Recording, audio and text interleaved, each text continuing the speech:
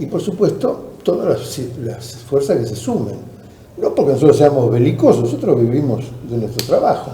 Es un país que vive de su trabajo, pero hay otros países y hay otro grupo de poder en el mundo que viven del trabajo ajeno, que roban, como hacían los vikingos antes y los ingleses y bueno, Estados Unidos, en todo el mundo, ¿no? Con Gaddafi, con Irak, ellos se quedan con todo. ¿Por qué? Porque creen que les corresponde. Pero el peronismo es un movimiento extraordinario que además tiene dimensión mundial, tiene que ver con la doctrina social de la Iglesia. El teólogo Rubén Dri, que acaba de cumplir 90 años, dice que el proyecto de Jesús es el peronismo. Tenemos un papa peronista, que es lo más alto que ha llegado el peronismo a nivel universal, y discute con el marxismo y con el liberalismo cuál es la mejor solución para el ser humano.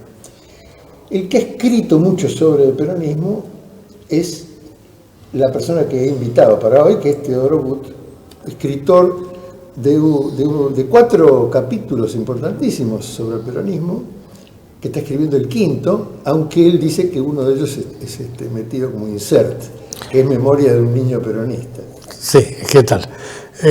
Sí, Memoria de un niño peronista es un agregado, digamos, no tiene que ver con el plan que tenía esas novelas, ¿no? Aunque parezca mentira, había un plan. Pero vamos a aclarar que yo no escribo en serio, digamos. Digamos, vos escribís ficción. Yo escribo ficción con humor, con cosas de la realidad, que en realidad lo que pasa es que la realidad nuestra en muchos casos supera la ficción. Y a veces no se puede ser paródico porque la realidad te gana. Pero la idea, yo había empezado a escribir una novela hace muchos años que empezaba en 1955 y el plan era terminarla en el año 2000. El problema es que yo llevaba 200 páginas y recién había llegado a diciembre del 55. Con lo cual, siguiendo el consejo de un amigo, la corté en algún lugar. Después me retiré. Espérenme que ya vuelvo. Espérenme que ya vuelvo, sí. Un hermoso libro. Yo no diría que obviamente no estás haciendo fantasía desde mi punto de vista. Lo que haces es relatar con humor, pero con mucho amor. Sí. Porque el peronismo tiene mucho de telenovela, de teleteatro, de radioteatro, ¿no? Se muere Evita en pleno auge, en plena lucha, lo exilian a Perón, después se casa con una chica que viene de estar en un lugar de baile y de copas, y después aparece el brujo, y después viene Perón y se muere, y después pasa un tiempo terrible de resistencia sin Perón, y después aparece Néstor, y después Néstor se muere, y todos participamos de ese velorio y de ese entierro con gran dolor, y todo eso es, digamos, todo es como una novela familiar, donde todos tenemos que ver y donde todos lloramos y todos decimos si hubiera vivido y por qué, y viva el cáncer y la yegua, todo, digamos, es una conversación muy colorida, llena de dolores, con nuestros muertos, con los muchachos que se levantan frente a la dictadura y son asesinados y les roban los hijos, todo es muy dramático. Y al mismo tiempo es la comedia de la vida, de un pueblo que quiere ser, ¿no? Sí, a ver, si uno lo mira esto objetivamente, es una tragedia tremenda, digamos, ¿no? Lo que pasa es que yo creo que nosotros, yo ahora estoy en la acción contemplativa. Me acuerdo cuando en el 72 a Perón le preguntaron sobre las distintas, cómo está el movimiento, dijo, bueno, hay algunos que están en la acción revolucionaria, otros están en la acción política, hay quien está en la acción gremial, hay quien está en la acción cultural, hay quien está en la acción contemplativa, pero todos están en la acción. Yo estoy en la acción contemplativa, me dedico a escribir y nada más. Pero todos los que hemos tenido una actividad política, digamos, intensa desde la adolescencia, al mismo tiempo que íbamos viviendo estas tragedias, siempre nos lo tomamos con mucho humor, digamos. Que creo que eso es lo que nos permitió sobrellevar tantos infortunios, digamos, ¿no? Tantas cosas que nos iban saliendo mal. Perdón, el sonidista. Yo puedo toser yo también, pero Sí, sí. Incluso hay muchas veces cuando se habla de historia o se hacen textos sobre nuestra historia reciente, yo lo que cuestiono, lo que me molesta es que el tono trágico, digamos, ¿no? Claro. Me acuerdo un día... La víctima. Sí, una cosa, un día pasó yo estaba viviendo, si no estaba todavía viviendo en Buenos Aires, pero había alquilado un departamento, y a 3 cuadras de mi casa vivía Luis Salinas, que fue un gran escritor y un viejísimo compañero, hasta el punto que yo lo conocí a él desde que él tenía 13 años, digamos, ¿no? Que era el más chiquitito. Que durante mucho tiempo fue tu amigo. Sí, claro. Y que él militó en política desde cerca del año 70, por ahí, era muy chiquito. Era el hermano que seguía a un amigo mío que era más joven que yo. Y un día paso por la casa, pasaba a tomar mate, y me dice, ¿vos leíste La Voluntad? Y yo, sí. La Voluntad es un libro de Caparrós y Anguita. Martín Caparrós y Eduardo. Sí, son varios tomos. En ese momento había salido un tomo solo. Y me dice, no era así, ¿no? No, la verdad que yo no lo viví tal cual se relata ahí, ¿no? Entonces empezamos a contarnos algunas anécdotas y yo le cuento una historia de un compañero. Nosotros en el año fines del 76 ya no podíamos hacer acción política, pero seguíamos activando. Entonces abrimos un almacén, que para nosotros era una mutual de consumo popular, pero nunca pasó de ser un almacén de porquería en un barrio que estaba la mitad derrumbado por cachatores, en Mármol y San Juan, y que estaban haciendo la autopista, empezó a tirar todo abajo cachatores. Y entonces el problema que teníamos era la leche. La Serenísima pasaba a las 7 de la mañana. Y el almacén lo manejamos entre 5 compañeros. Y el tema era quién llegaba a las 7 de la mañana a recibir la leche. Entonces el que venía era un compañero que venía de Aedo. Entonces él llegaba, creo que bajaba en 11 o no sé dónde, debía bajar en 11 y se tomaba un colectivo. Porque si no tenías la leche no podías vender nada. Y entonces él un día me cuenta, dice, vos sabés que yo todos los días a las 6 de la mañana me subía al tren, y uno siempre toma el tren en el mismo lugar, me dice. Entonces siempre va al mismo vagón y se encuentra con la misma gente.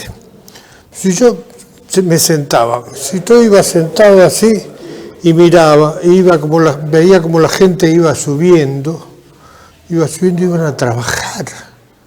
A las 6 de la mañana iban a trabajar. Si yo miraba así decía, pobre gente. Claro, él iba a hacer la revolución, no iba a trabajar, ¿no? Entonces, el libro se le había ocurrido a Luis, el título del libro era Esa pobre gente, digamos, ¿no? Bueno, yo en esas novelas lo que quise en realidad fue contar la historia desde el punto de vista de una persona común, digamos, ¿no?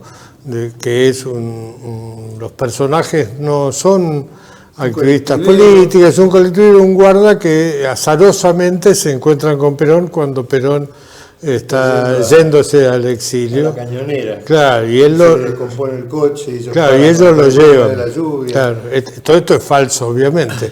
Ellos les hinchan el auto. La tarjeta con el teléfono, que era el de un bar. Claro. Y hasta que un día Perón lo llama por teléfono. Sí, bueno, no deja la tarjeta. Perón siempre lo llama por teléfono. Perón siempre sabe dónde está. Que esto es lo que a él le resulta. Yo nunca lo voy a explicar porque no sé cómo Perón sabía esto. Pero sabía todo. Claro, pero él llamaba por teléfono al bar y le daba directivas. Y el hombre no entendía nada, le manda ir a ver a Suri Moreno porque para necesita... que a claro, su marido, César Amador, y que está en la cárcel con Jorge Antonio, claro. que le diga que se quedó sin plata, que a ver cómo puede hacer para ayudarlo. Sí, sí. Maravilloso. Y después, bueno, luchan todo el tema del plan Conintes o de Margaride y toda esa persecución. Claro, después está otra que es Sin árbol, sombra ni abrigo, que es la segunda, la que sigue. Y a mí me gustaría recitar esa décima, que yo no la reproduje en el librito porque la verdad que no sé quién es el autor. La cantaba un amigo mío, fallecido lamentablemente, y porque si él viviera le podría preguntar de quién es. Yo tengo sospecha de quién es, pero no lo puedo decir sino... Y que es una décima muy linda, que dice: hemos quedado los hombres sin árbol, sombra ni abrigo, que todo el mundo es testigo que antes había libertad, que bien supimos gozar de lo que hoy día carecemos, hacia las armas iremos si nos manda el general, si nos convida a pelear, todos nos resolveremos. Entonces el libro se llama Sin árbol, sombra ni abrigo, ¿no? Que me parece que es una buena imagen de en realidad cómo quedó el pueblo después del 55 y de alguna manera también como quedamos nosotros después del 2015, ¿no? Porque uno puede, el militante político, yo puede aferrarte a ciertas cosas, pero la persona que vive su trabajo, que estudia, esa persona quedó sola, sin árbol, sombra ni abrigo y desprotegido de todo, desamparado, ¿no? Entonces, en ese sentido, lo que quise contar era eso. Y mucha gente se enoja conmigo porque me burlo un poco, pero... Pero está bien que te burles, porque ese es el tono, incluso el tono de resistencia frente al gobierno del 2015, fue, la reacción del pueblo fue satirizarlo, ridiculizarlo, en lo que veía de falso, digamos, ¿no? Parecía que no alcanzaba para enfrentar los logaritmos y para enfrentar las tecnologías de manipuleo y las falsas noticias y el apriete legal de la justicia que había sido entrenada por Estados Unidos, como entonces había sido en el Plan Cóndor entrenado los ejércitos para oprimir a su propio pueblo, así los miembros del Poder Judicial. Pero el humor finalmente resistió, ¿no? Hubo después una campaña para pelear la capital federal con bailes y con cumbias que mostraban también un espíritu burlón y juguetón para significar la alegría del pueblo si podía vencer a la oligarquía y podía vencer a los gerentes cipayos, ¿no? Los que estaban vendidos al poder internacional, los que hacían negocios para saquear a la Argentina. Lo que pasa es que es una historia dura porque hay muchas muertes de compañeros, muchos chicos que iban a una villa a enseñar a alfabetizar a la gente que estaba en el límite, digamos, social, y que por eso eran después secuestrados, torturados, muertos y desaparecidos, ¿no? Las chicas, como las hijas de Oestergel, y como otras, como los chicos de los lápices, que quedaban embarazados, les dejaban traer los hijos en una clínica, les sacaban los pibes, se los daban a alguien, algún falso padre, y después los tiraban de un avión al río, en las corrientes que iban al mar, para que murieran, incluso para que murieran, porque estaban vivos, solo que los dormían, ¿no? Toda una cosa muy tétrica, muy terrible, como para dar miedo a la sociedad. Ahí sí, yo creo que ese fue el... No te quiero interrumpir porque venía a hacer una pregunta, pero yo creo que el propósito era obviamente ese, ¿no? El propósito es generar terror y por lo tanto parálisis, ¿no? Incluso hubo toda una estigmatización de la resistencia juvenil, ¿no? Entonces palabras como Fuerzas Armadas peronistas, Fuerzas Armadas revolucionarias, montoneros, todo eso estaba prohibido, digamos, por el buen gusto incluso, ¿no?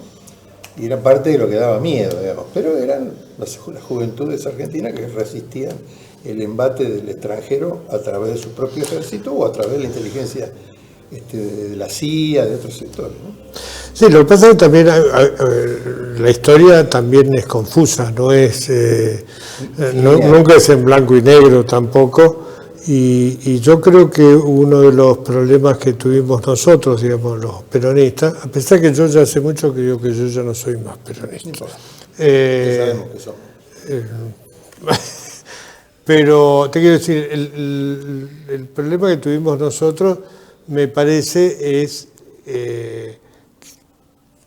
la confusión que se generó un poco por la propaganda de los adversarios, por decirlo así, y también por los años 75, 76. Entonces, cuando llegó el año 83, el peronismo apareció muy implicado con todo eso, y dentro del propio movimiento peronista estaban las víctimas y los victimarios, sí, bueno, o los cómplices del... Entonces esto yo creo que... Esto explicó la derrota nuestra del 83, me parece a mí, ¿no? Y me parece que esta es uno de los grandes méritos de Néstor, fue reivindicar al peronismo con su propia historia, ¿no? Es Néstor el que consigue esto, ¿no? Es decir, nosotros venimos de acá. Vengo de una generación diezmada, dice él, porque la nuestra, ¿no? Entonces, a mí me resultaba terrible escuchar primero la desnaturalización de las víctimas, ¿no? Es decir, creer sí, que víctimas, ¿no? Claro, los compañeros nuestros eran señores chicos claro. que andaban por la calle y les pegaban. Fue típico de los chicos de la noche de los lápices, que todo el tiempo decían que habían sido secuestrados porque reclamaban el boleto estudiantil. Claro. Que ver, digamos, era una de las 20.000 cosas por las cuales luchaban. Eran militantes peronistas de la Unión de Estudiantes Secundarios y luchaban por la liberación de la patria, por la soberanía política, por la felicidad del pueblo y por el boleto estudiantil. Después eran reducidos, ¿no? Claro, como reducen a Rodolfo Walsh, un escritor, ¿no? Y era el dirigente, el titular de la inteligencia de Montonera, que luchaba contra la inteligencia de la CIA, del Foreign Office, etc. Pero quedaba reducido a escritor, ¿no? Sobre un crimen, como si fuera un escritor Salinger, uno de esos que escribía sobre algún tema de la realidad, como thriller, como novela policial. Bueno, pero todos esos condimentos también están en tus libros. La situación que se da en la Revolución de Valle, cuando un sector se esconde o se asila en la Embajada de Haití, y todo el conflicto diplomático que surge, y la esposa del gobernador, una negra que sale en la calle a enfrentar al ejército para que se respete la inmunidad diplomática, cosas muy aventureras y al mismo tiempo situaciones muy graciosas y curiosas y dramáticas. Yo te digo que yo lo único que hice fue contar un poquito de lo que me contó el suboficial Andrés López, que me hizo reír mucho todas las veces que me diga. Entonces yo le preguntaba algunas cosas que había leído sobre Jambrier, qué sé yo, y él me reafirmaba varias anécdotas y todo esto, que el embajador se declarara a sí mismo peronista. Que más nosotros, quiero decir, no fue una persona cualquiera Jambrier, fue un gran poeta. El embajador haitiano. El embajador haitiano. Dio asilo a los refugiados de la Revolución de Valle, claro, cuando viene la represión que los matan en el claro, yo doy muchas cosas porque todo el mundo las sabe, no, pero está bien, ahora, él me contaba todas las anécdotas y la verdad que por un lado te estremecía y por el otro lado te hacía reír mucho, ¿no? Incluso López me decía, si no, yo cuando veo un negro me emociono y lloro. Claro, todo lo contrario del racismo. Claro, además en la casa había una foto de él se lo veía a él y se veía saludando Perón e Isabel, ¿no?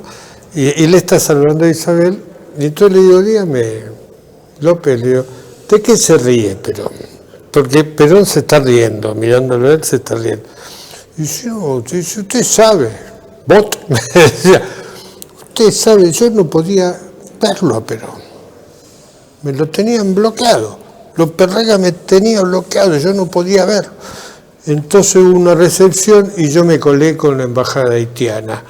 La delegación haitiana, entonces en el medio de todos los negros fui yo. Y los saludé. Era muy gracioso. Y contando toda esa historia, yo conté un poquito, porque la verdad que era para ponerlo al suboficial y que contara todo eso. Porque el tercer libro, el que ya está escrito, digamos, que todavía pero no está publicado. Sí.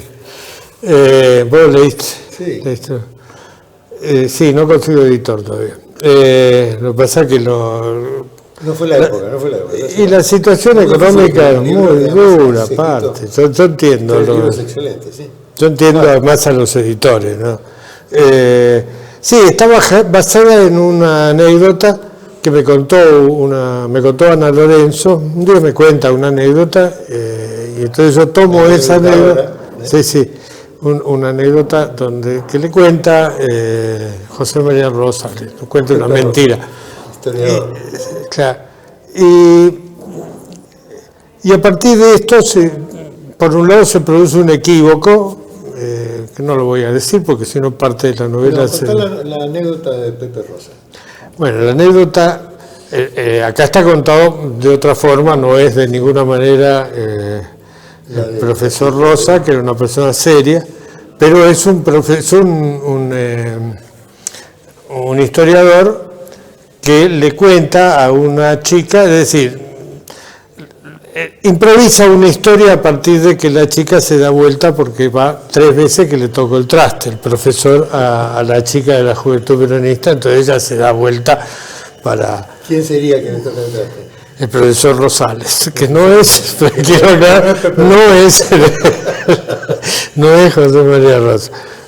Lo que pasa es que sí, la historia, como chiste, es de él. Entonces, él va contando una historia y le dice, usted sabe, está con un dirigente sindical, y dice, usted sabe que don Juan Manuel, a la muerte de doña Encarnación, tuvo un romance con una señorita que era amiga de su hija. Entonces cuenta la historia de Eugenia Castro. Efectivamente, Rosas tiene 4 hijos con Eugenia Castro, que era una chica agregada a su familia porque por pedido del padre de ella, y que no había tenido mala suerte porque la familia Rosas la había recomendado en una familia de la aristocracia porteña y la chica la había pasado mal. Entonces la recoge Rosas y ella asiste a Encarnación en los últimos tiempos, en la enfermedad, etc. Y después tiene un romance y tiene 4 hijos. Entonces la historia de Pepe, del profesor Rosales en este caso, es que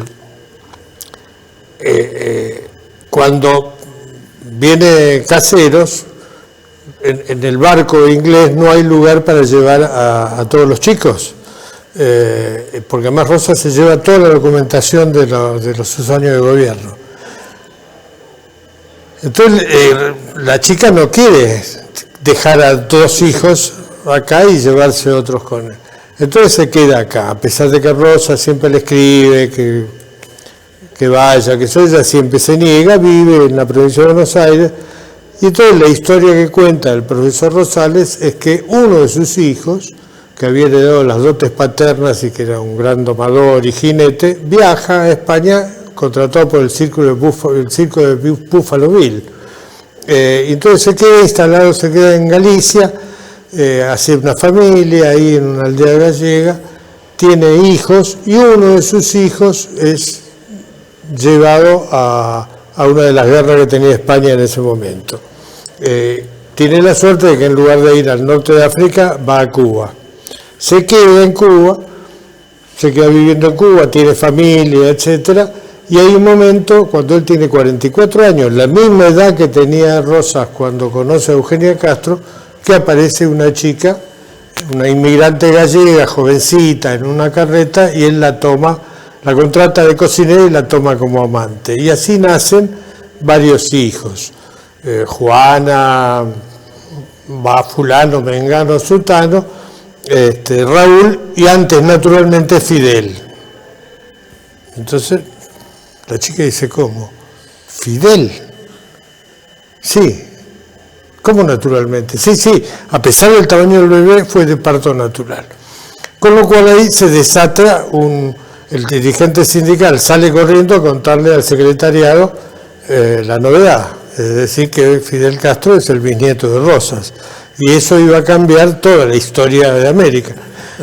Y a partir de esto hay una serie de conspiraciones para acabar con el profesor que desaparece, porque todos quieren matar al profesor, nadie quiere que sea así, ni el Partido Comunista, ni los liberales, ni los nacionalistas.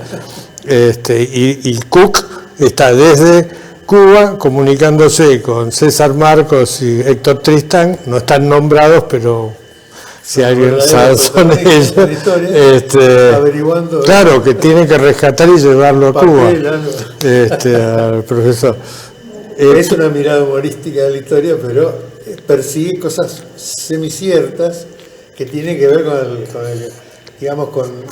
el teorema de la unidad y la lucha de América, ¿no? Contra el colonialismo. Esto quiso ser, también en su origen iba a ser una farsa. ¿Por qué? ¿Qué pasa con las chicas? La chica esta, son parte de un grupo de juventud peronista que es el Comando Evita.